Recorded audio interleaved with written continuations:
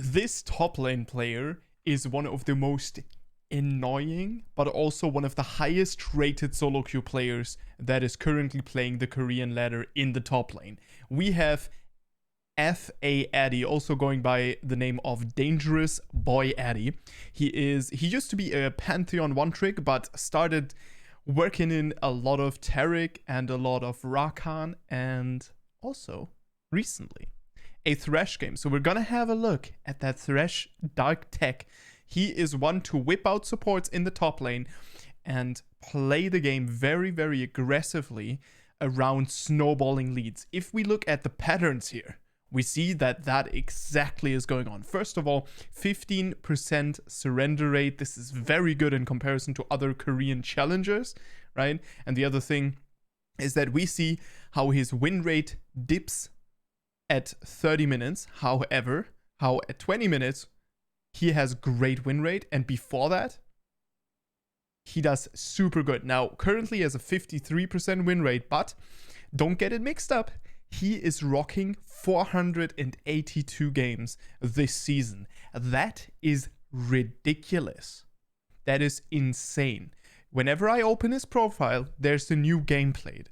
It is crazy how much this man is playing. He is rated as one of the best top laners that is playing on the Korean server. So we're gonna dive in and we're gonna have a look under the hood.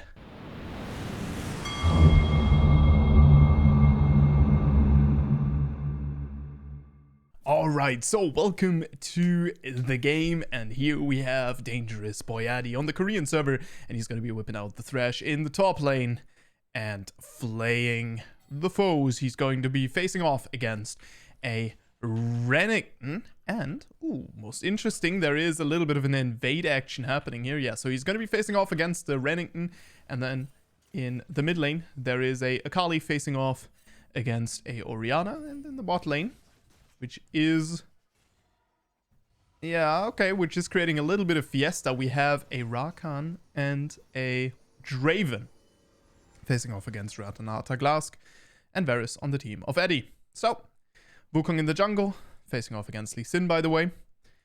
And we are going to have a look how exactly this guy plays his Thresh top. Now, he hasn't played a lot of Thresh top, which means that he does not know the champion damage super well. And that is one of our best opportunities to look a little bit under the hood of how he figures these matchups out and how he plays. Because Renekton, not an easy matchup. Now Thresh is probably the most popular pick of Thresh would be against something like Tryndamere. Something like the Jax, those can suffer really, really hard from facing off against Thresh, because Thresh just constantly stops you. Tryndamere, you try to spin, you get flayed out, right? And then you get CC'd, and you get slowed, and it's super annoying, right?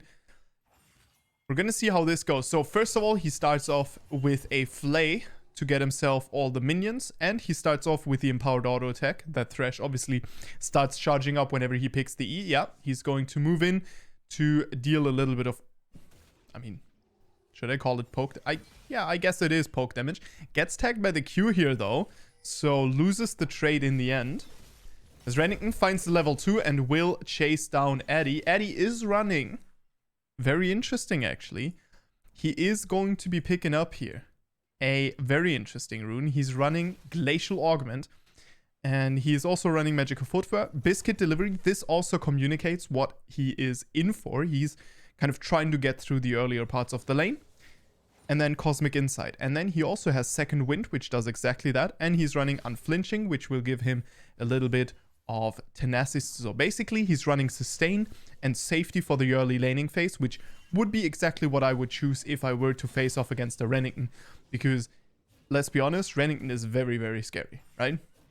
So, well, I would probably not have gone for Unflinching. I probably would have gone for Revitalize to increase the healing of the biscuits and all other regeneration sources. I usually do that specifically on beautiful CSing out of Addy. Holy moly, he pulls in the minions. Let's be honest, that's just pure, like, super high IQ. farming. That is just, oh my god, beautiful. Yeah, this guy has the fundamentals of the game down, let me tell you. All right, so what is the lane state? I mean, it's not looking really too good for him. He has a pushing wave, which pushes into Renekton. And he has Half-Life, which generally benefits Renekton the lower the enemy is. Yeah, he's going to be flayed and he's going to be W'd. And I mean, Renekton wins that trade out, right? So now Addy realizes, okay, cooldowns are down, so he's going to invest all he can into pushing in this lane. He's not going to be able to push it in, though, which means he has to survive another all-in here of the Crocodile. He's going to fling back again, but this time, the Slice and Dice and the W will get the Renekton on top of Addy. And that is going to be the Ghost out of Addy burnt and a solo kill here for the Renekton. See? So that is exactly what I would have expected.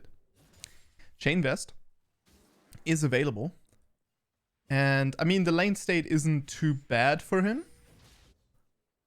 But also, it could be better.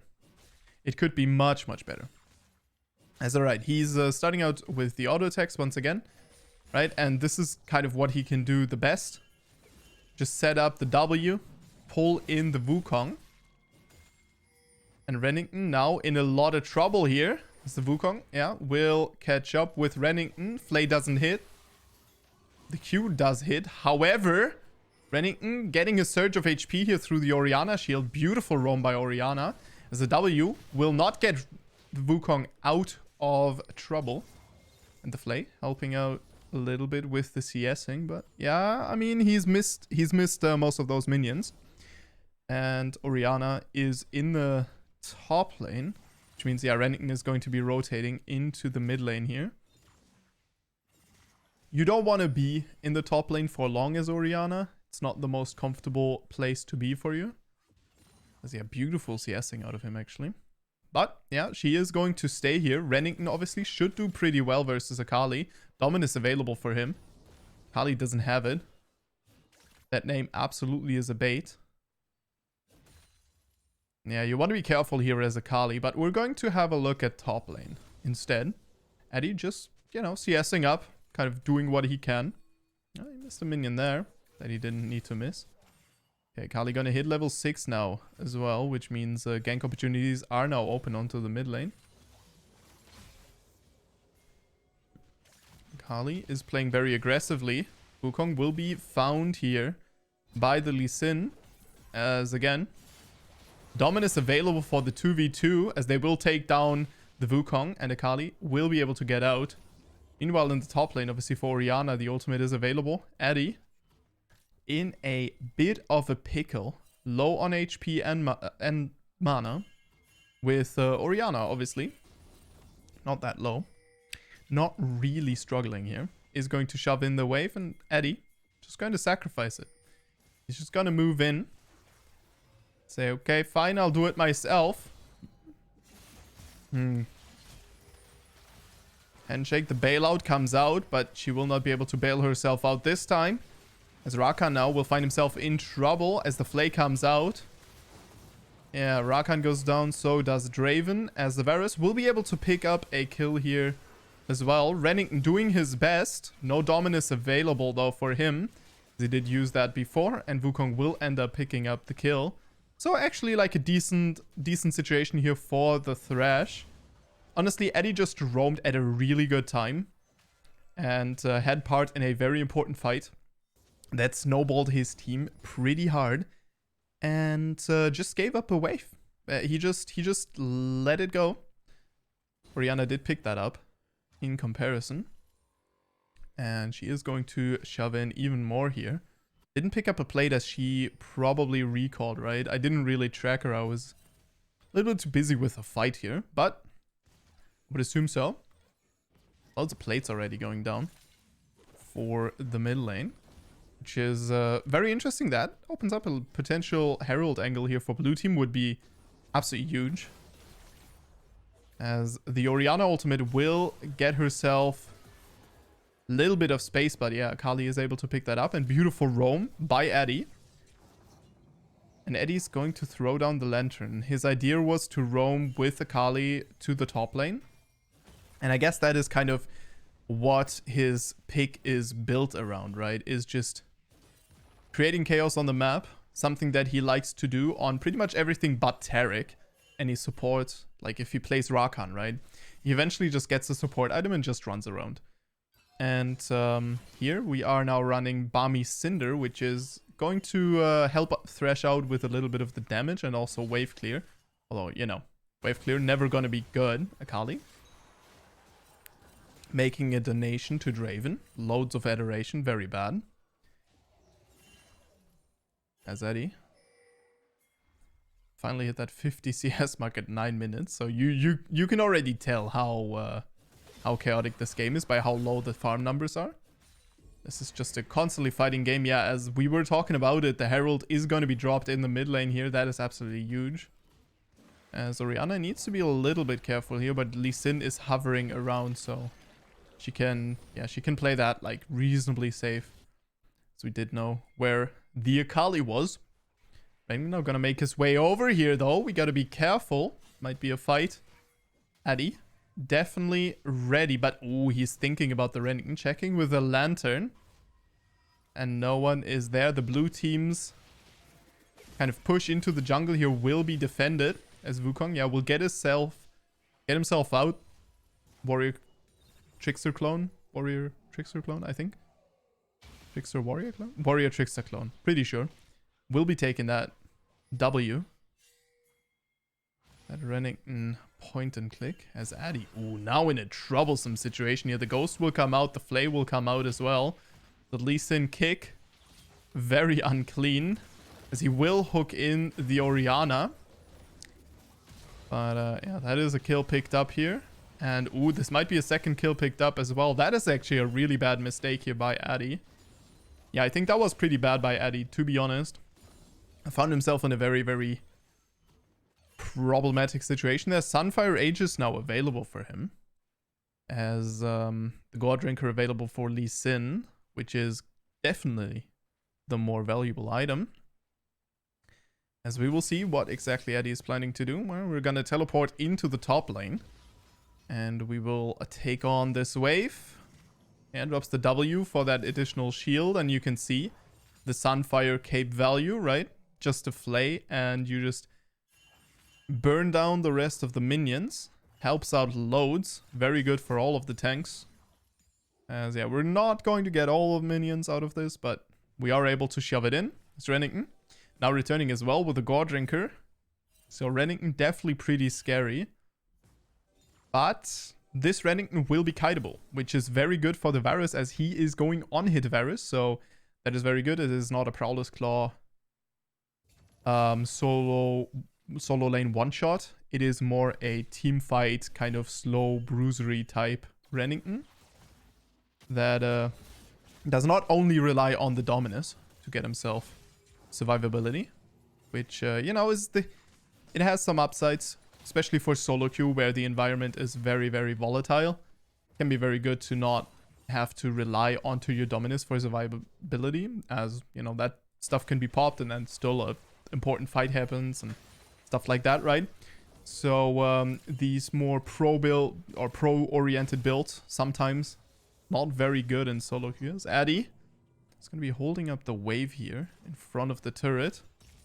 One flay, yeah, exactly, and he will take all of that down with the Sunfire cape.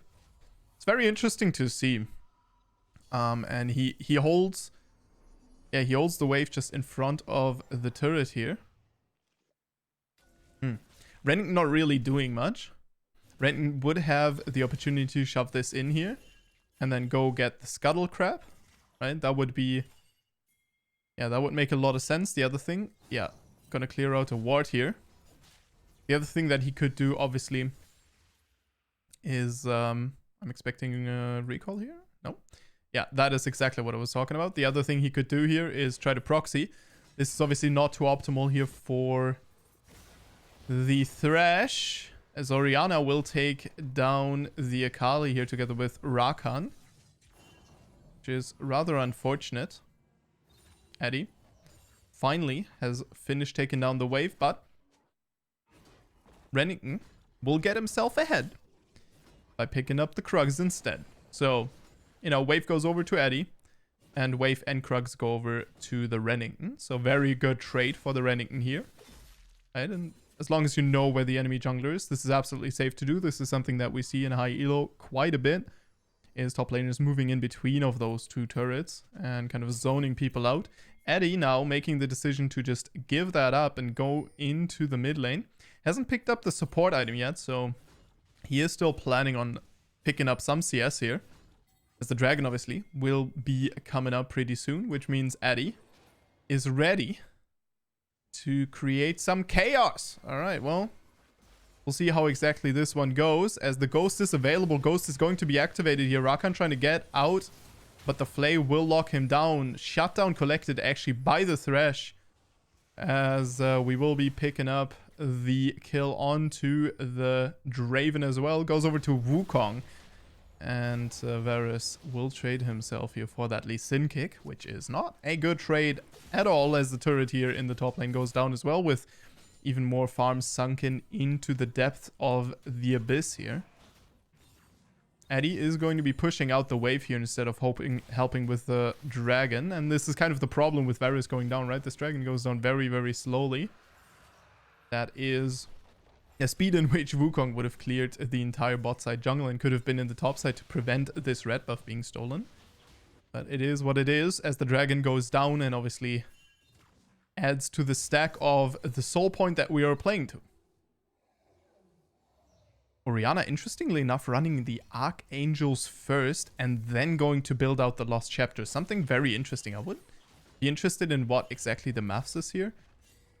Maybe she prioritizes the safety from the Archangel's staff and the shield that gives over the additional damage. Because right now she's going to be in a little bit of a power trough here.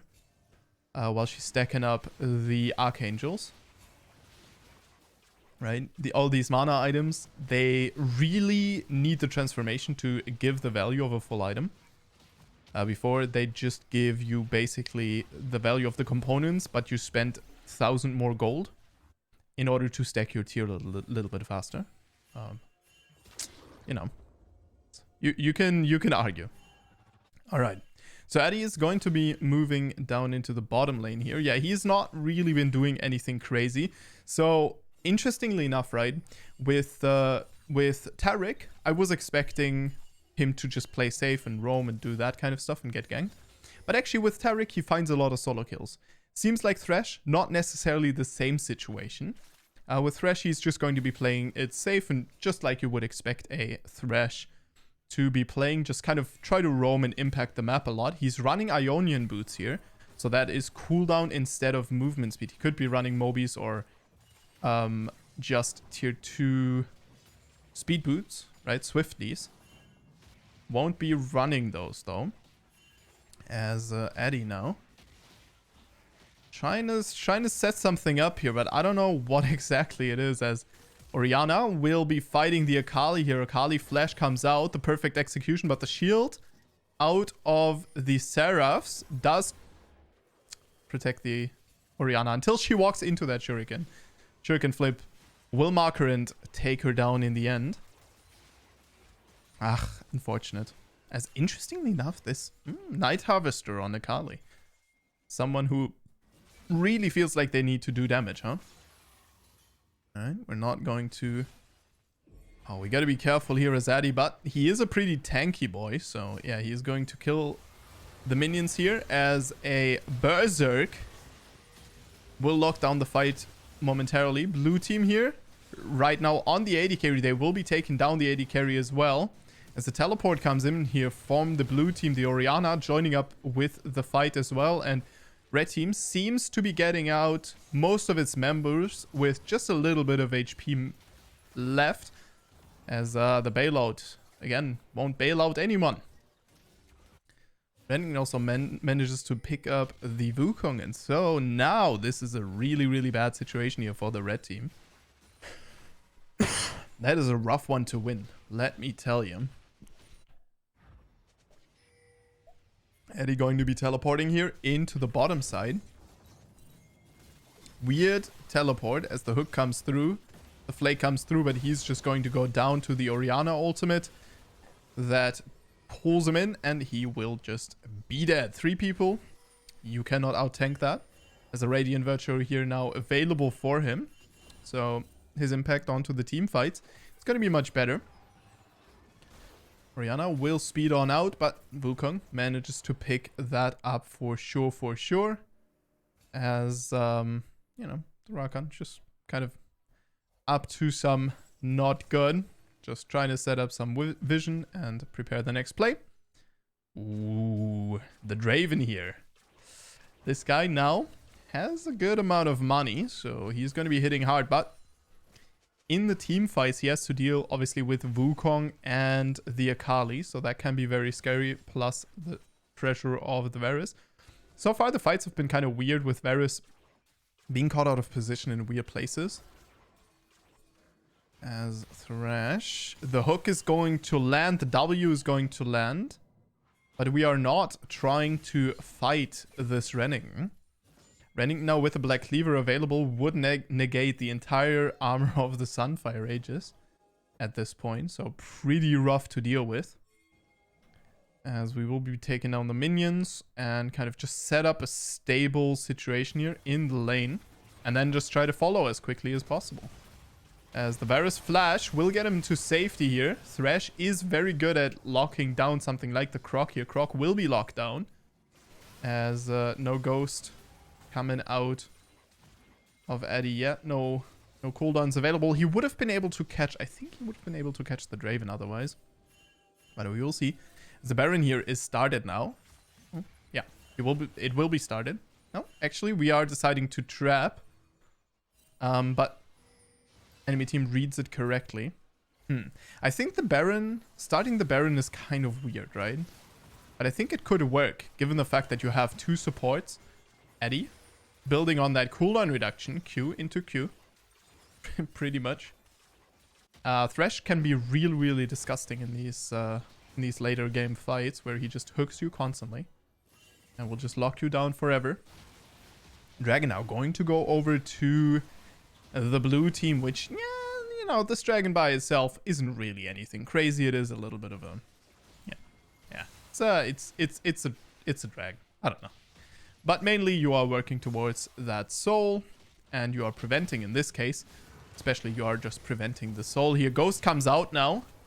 The box will slow the enemy team down, and yes, this is 1 kill picked up here, as we will pick up the Lee Sin as well.